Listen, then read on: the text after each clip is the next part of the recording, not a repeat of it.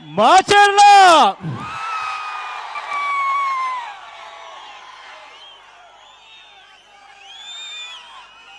మిట్ట మధ్యాహ్నం 1 గంట దాటింది. ఎండలు 47 డిగ్రీల సెంటీగ్రేడ్లో ఎండలు వేస్తా ఉన్నాయి. అయినా కూడా ఎవరు కూడా ఎండలను లెక్క చేయడం లేదు. బాగా ఆలస్యంగా ఈ కార్యక్రమం జరుగుతూ ఉంది. అయినా ఏ ఒక్కరు ఇంటికి పోవడానికి కారణాలు వెతుక్కోవడం లేదు. ఆలస్యమైనా కూడా ఏ ఒక్కరి ముఖంలో కూడా ఎక్కడా కూడా చికాకు అనేది కూడా కనిపించడం లేదు.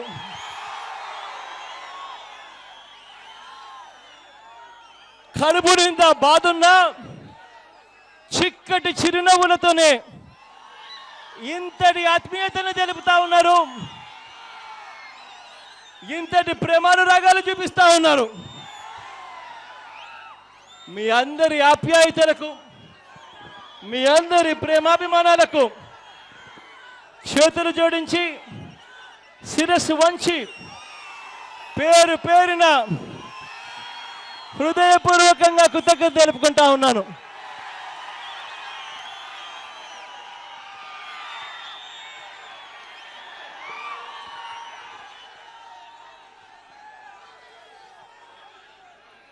ఇవాళ రాష్ట్రంలో కరువు తాండవిస్తా ఉంది. రాష్ట్రంలో ఇవాళ తాగడానికి నీళ్లు లేవు, పంటలు ఎండిపోతా ఉన్నాయి. అయినా కూడా ఇవాళ ప్రభుత్వం తరపు నుంచి పట్టించుకునే దిక్కు కూడా కనిపించడం లేదు. ఇవాళ మనందరికీ నీళ్లు లేక పశువులు సైతం చనిపోతా ఉన్నాయి. పశుగ్రాసానికి దిక్కు లేదు. అయినా ప్రభుత్వం నుంచి స్పందన ఉండదు. ఇవాళ కరువు తాండవిస్తా ఉంది. రైతులకు తోడుగా ఉండాలి, పేదవాడికి అండగా ఉండాలి అన్న ఆలోచన ఈ దిక్కుమాలిన ప్రభుత్వానికి లేదు. కారణం ఏమిటంటే ఇవాళకి కూడా ఇంతవరకు నీరుడు సంవత్సరానికి సంబంధించిన రైతులకు సంబంధించిన ఇన్పుట్ సబ్సిడీలు ఇవాళకి కూడా 1000 కోట్ల రూపాయలలో 1 రూపాయి కూడా ఇచ్చిన పాపాన పోలేదు ఈ ప్రభుత్వం. కరువు సంభవిస్తా ఉన్నప్పుడు రైతన్నలకు తోడుగా నిలబడేందుకు, పేదలకు అండగా నిలబడేందుకు ప్రభుత్వం ముందుకు రావాలి. ముందుకు వచ్చే భాగంగా ఇన్పుట్ సబ్సిడీలు ఇవ్వాలి. ఇన్పుట్ సబ్సిడీల పరిస్థితి ఎలా ఉంది అని అంటే, చంద్రబాబు నాయుడు గారు ముఖ్యమంత్రి అవుతూనే 2013-14కు సంబంధించిన ఇన్పుట్ సబ్సిడీ గురించి అడిగితే ఇదే చంద్రబాబు నాయుడు గారు ఆ రోజు ఎన్నికలప్పుడు ప్రజల దగ్గరికి వచ్చి వరుసగా 3 తుఫాన్లు వచ్చాయి, కరువు వచ్చింది, ప్రజలను నేను ఆదుకుంటాను, ఎన్నికలు అయిపోయిన తర్వాత ముఖ్యమంత్రిగా ఆదుకుంటానని చెప్పి హామీ ఇచ్చాడు. చంద్రబాబు నాయుడు గారు ముఖ్యమంత్రి అయ్యారు. కానీ ముఖ్యమంత్రి అయిన వెంటనే రైతులకు పంగనామాలు పెట్టడం మొదలుపెట్టాడు చంద్రబాబు నాయుడు గారు. వస్తూనే 2013-14కు సంబంధించిన ఇన్పుట్ సబ్సిడీ మాకు ఇవ్వండి అని చెప్పి రైతులు అడిగితే 1642 కోట్ల రూపాయలు పంగనామాలు పెట్టాడు చంద్రబాబు నాయుడు గారు, 1 రూపాయి కూడా ఇవ్వకుండా.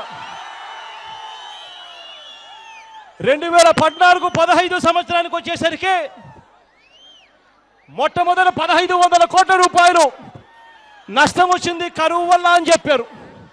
ఆ తర్వాత కలెక్టర్ల మీటింగులు పెట్టి ఆ నష్టాన్ని తగ్గించడం మొదలుపెట్టారు. తగ్గిస్తూ ఆ నష్టాన్ని 1000 కోట్ల రూపాయలు తీసుకొచ్చారు. ఆ 1000 కోట్ల రూపాయల నుంచి మళ్ళీ క్యాబినెట్ మీటింగులు పెట్టి మళ్ళీ తగ్గిస్తూ 692 కోట్ల రూపాయలు తీసుకొచ్చారు. పోనీ ఆ 692 కోట్లైనా ఇచ్చారా అని చూస్తే 2014-15కు సంబంధించి ఆ 292 కోట్ల రూపాయల్లో దాదాపుగా 100 కోట్ల రూపాయలు ఇంకా బకాయిలు పెట్టారు ఇదే చంద్రబాబు నాయుడు గారి ప్రభుత్వం. 2015-16లో కరువు వచ్చింది. కరువుతో పాటు ఆ తర్వాత అకాల వర్షాల వరదలు వచ్చాయి. ఈ రెండింటికి సంబంధించిన నష్టాలు దాదాపుగా 1000 కోట్ల రూపాయలు అవుతుంది అని చెప్పి చంద్రబాబు నాయుడు గారు కేంద్ర ప్రభుత్వానికి లేఖలు రాశారు. ఇవాళకి 2015-16 సంవత్సరం అయిపోయింది. 17-18 సంవత్సరం మొదలైంది. 15-16 సంవత్సరానికి సంబంధించి 1000 కోట్ల రూపాయల్లో ఒక్క రూపాయి కూడా ఇచ్చిన పాపాన పోలేదు ఈ చంద్రబాబు నాయుడు గారు.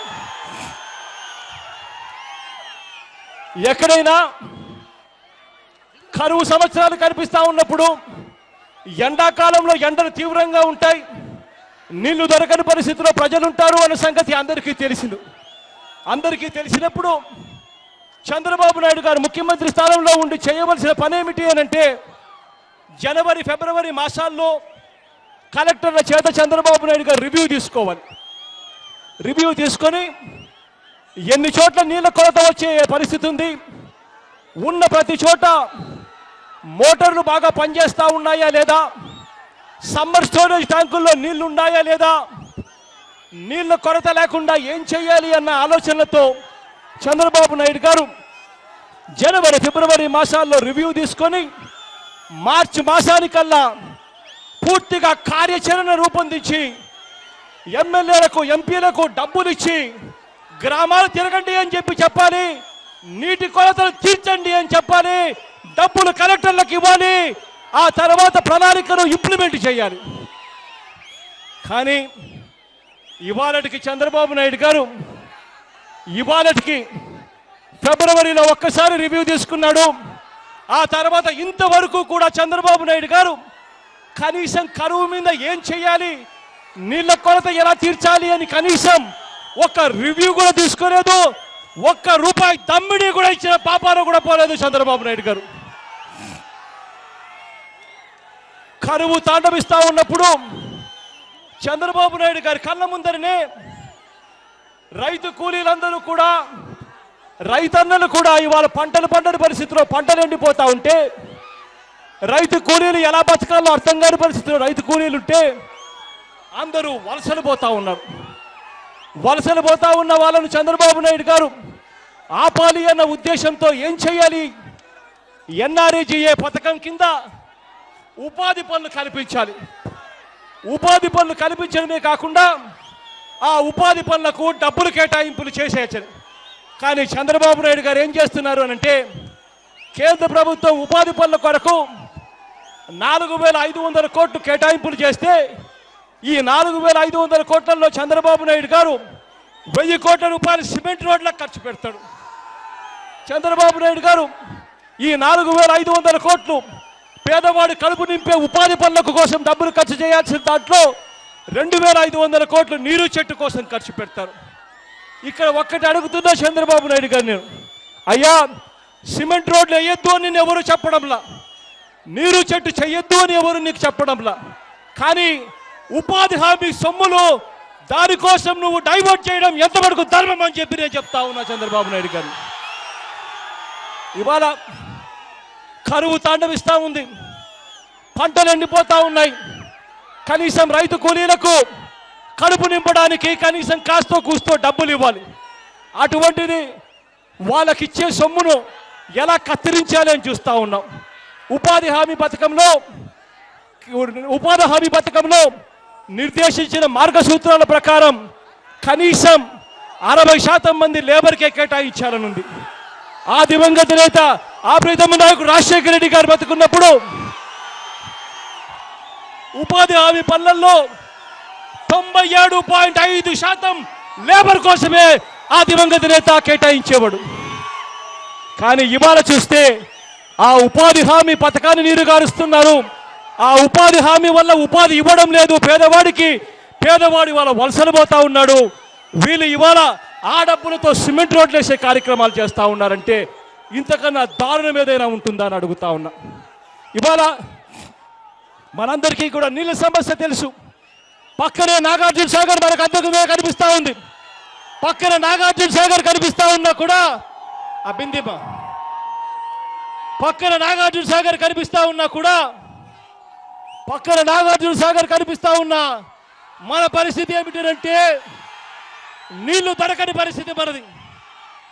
పక్కనే నాగార్జున సాగర్ అయినా మనకు నీళ్లు దొరకని పరిస్థితి. ఇవాళ ఒక్కసారి నీటి పరిస్థితిని చూస్తే శ్రీశైలంలో నీళ్లు లేవు. శ్రీశైలం నిండితే కానీ నాగార్జున సాగర్కి నీళ్లు రావు. నాగార్జున సాగర్ నిండితే కానీ మన ఆయకట్టుకు నీళ్లు దొరకవు.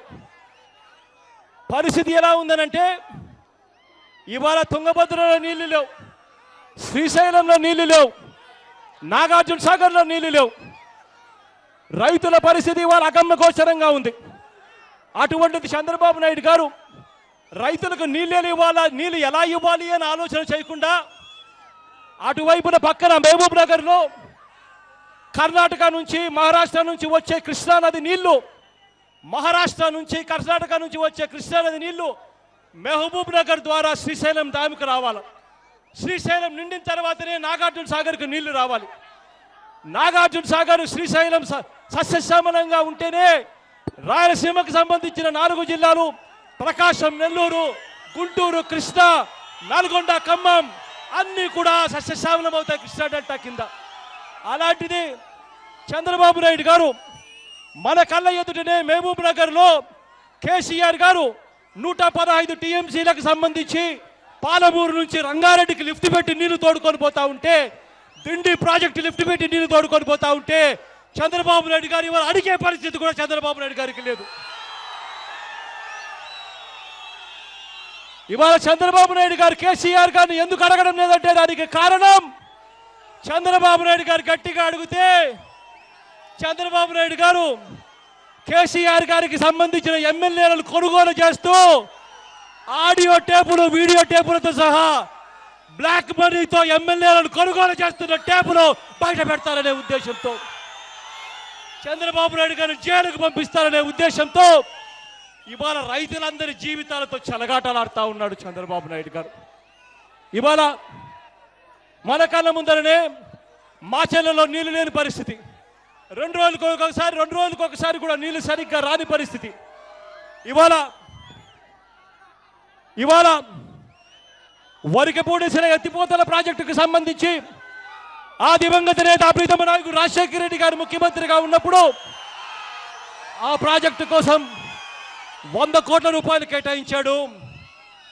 మాచెర్లకు మంచి చేయాలని, రైతన్నలకు మేలు చేయాలని, తాగడానికి నీళ్లు ఇవ్వాలని. ఆ రాజశేఖర రెడ్డి గారు చనిపోయిన తర్వాత ఆ ప్రాజెక్టు గురించి పట్టించుకునే నాతుడు లేడు. చివరకు చంద్రబాబు నాయుడు గారు 37/2015 ఆ ప్రాజెక్టును ఏకంగా క్యాన్సిల్ చేశాడు ఇదే చంద్రబాబు నాయుడు గారు.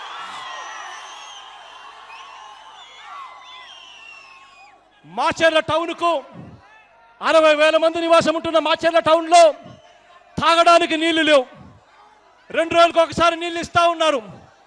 దీనికోసం బుగ్గవాగు స్కీమ్ కింద బుగ్గవాగు స్కీమ్లో నుంచి మాచెర్లకు నీళ్లు తేవాలని ఆ దివంగత నేత ప్రీతమ నాయకుడు రాజశేఖర రెడ్డి గారు 2008లో 17 కోట్ల రూపాయలు కేటాయింపులు చేశాడు. ఆ దివంగత నేత చనిపోయాడు. ఆ తర్వాత మళ్ళీ మన గురించి పట్టించుకునే నాతుడు కూడా ఇవాళ కరువు అయిపోయాడు.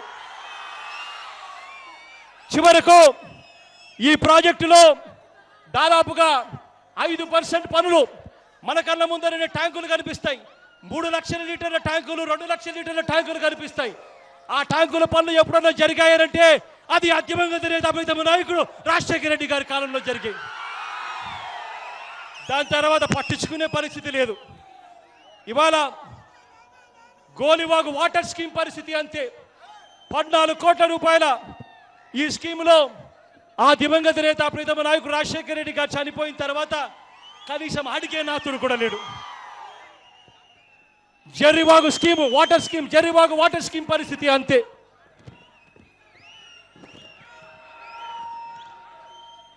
మన అందరికీ తెలిసిన scheme అనుపు lift irrigation scheme.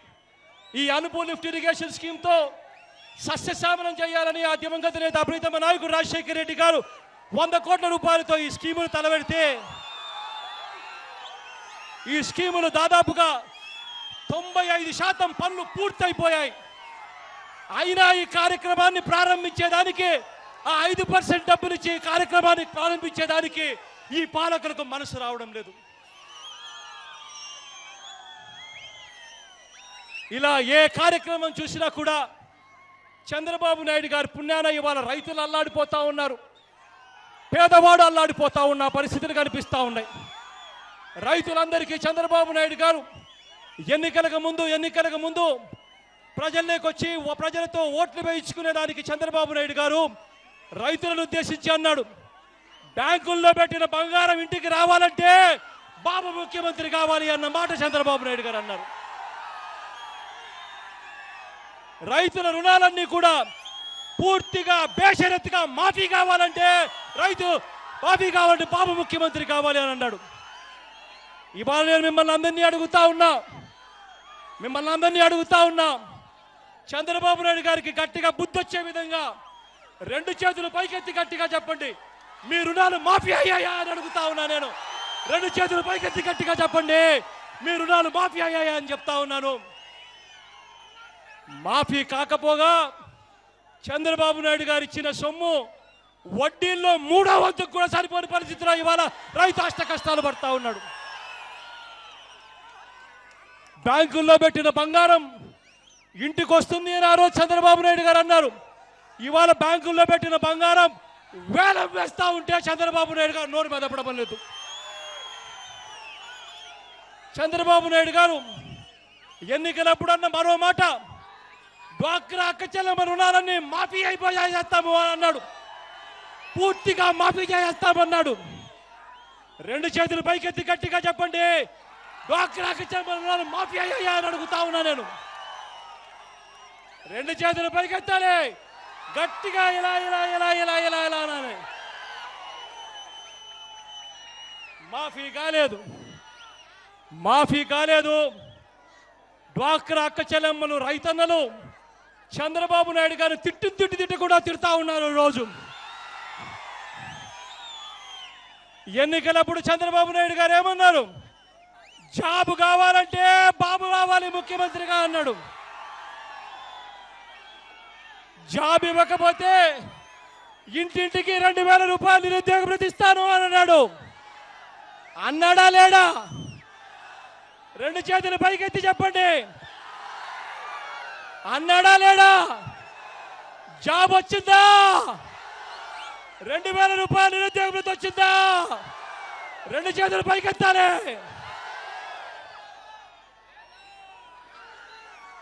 Chandrababu Naidu గారి పాలనంతా మోసం మోసం మోసం. అధికారంలోకి వస్తూనే అందరికీ ఇల్లు కట్టిస్తానన్నాడు. ఇల్లు కట్టించాడా అని అడుగుతా ఉన్నా. 2 చేతులు పైకెత్తాలి గట్టిగా అనాలి, ఇలా ఇలా ఇలా ఇలా ఇలా. తన రాజకీయ జీవితం అంతా కూడా వెన్నుపోట్లు, మోసం, దగతో చంద్రబాబు నాయుడు గారి పరిపాలన సాగిస్తూ ఉన్నారు. ఈ పరిపాలనను మనమంతా కూడా ఎండగట్టాలి. చంద్రబాబు నాయుడు గారు లాంటి మనిషిని క్షమించకూడదు. కారణం ఏంటంటే ఇవాళ రైతులందరూ ఇంతింత అవస్థలు పడతా ఉంటే, పేదవాళ్ళందరూ ఇంతింత బాధలు పడతా ఉంటే ఈ రైతుల గొంతు వినపడకూడదని, ఈ పేదవాడి గొంతు వినపడకూడదని చంద్రబాబు నాయుడు గారు ఇవాళ ఏం చేస్తా ఉన్నారు అని అంటే, ఒక్కొక్క ఎమ్మెల్యేకు 20 కోట్లు ఇచ్చి సంతలో గొర్రెలు కొన్నట్టు కొనుగోలు చేస్తా ఉన్నాడు. ఇదే చంద్రబాబు నాయుడు గారు. కారణం ప్రజల గొంతు వినపడకూడదు, కారణం రైతుల గొంతు వినపడకూడదు, కారణం డ్వాక్రా అక్క చెల్లెమ్మల గొంతు వినపడకూడదు, చదువుకున్న పిల్లాడు ఉద్యోగం కోసం అడిగే గొంతు వినపడకూడదు అని చెప్పి చంద్రబాబు నాయుడు గారు చేస్తా ఉన్న కుట్ర. అందరం ఒకటవుదాం, బంగాళాఖాతంలో కలుపుతాం చంద్రబాబు నాయుడు గారి ప్రభుత్వాన్ని అని చెప్పి గట్టిగా నేను పిలుపునిస్తా ఉన్నాను. ఇప్పుడు కూడా ఈ ఉద్యమం ఆగదు. రాబోయే రోజుల్లో ఇంకా గట్టిగా పోరాడతాం. మీ అందరి ఆశీస్సులు కావాలి, మీ అందరి దీవెనలు కావాలి.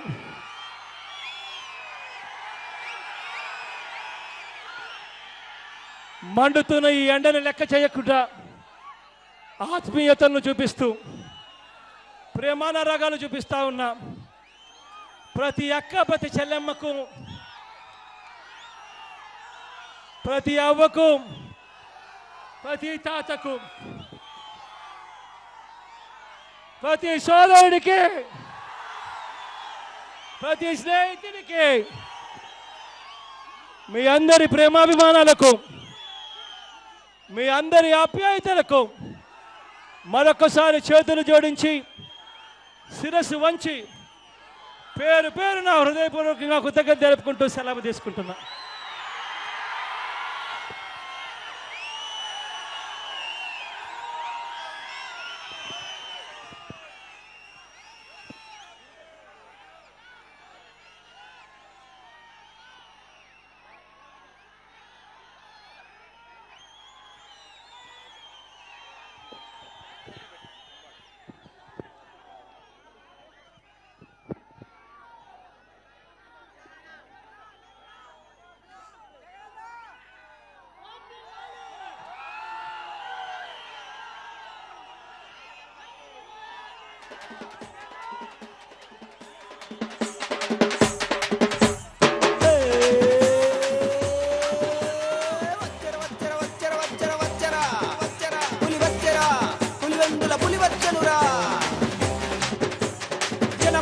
జయం ఇచ్చిన జనాభిరాముడు వచ్చరా, శాసనాల దుమ్ముతులపడానికి చండ శాసనుడు వచ్చరా,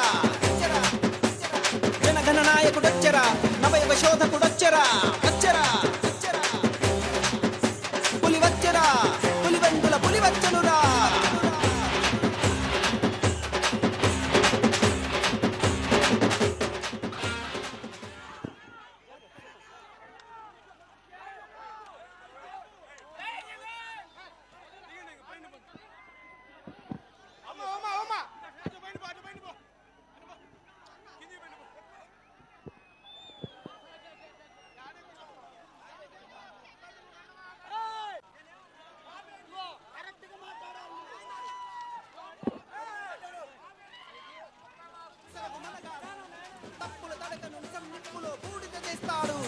రాజకీయ ఉద్దండ పిండాల గుండెలు పగిలే భయమే వాడు వచ్చరా, పులి వచ్చరా, పులివెందుల పులి వచ్చనురా.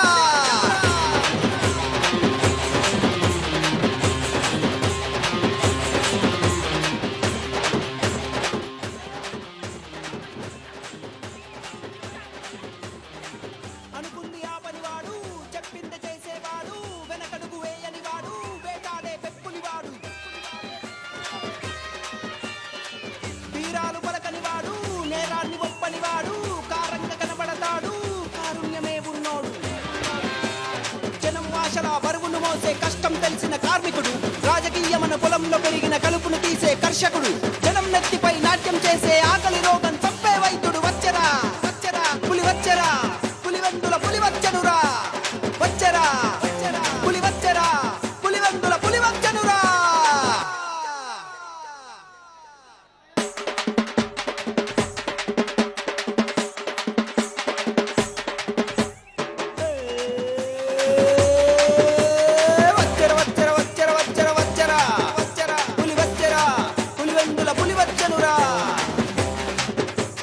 జనం మెచ్చిన జయం ఇచ్చిన జనాభిరాముడు వచ్చరా, శాసనాల దుమ్ముతులపడానికి చండ శాసనుడు వచ్చరా, జనగణ నాయకుడు వచ్చరా, నవయుగ శోధకుడు వచ్చరా, వచ్చరా పులి వచ్చరా, పులివెందుల పులి వచ్చనురా.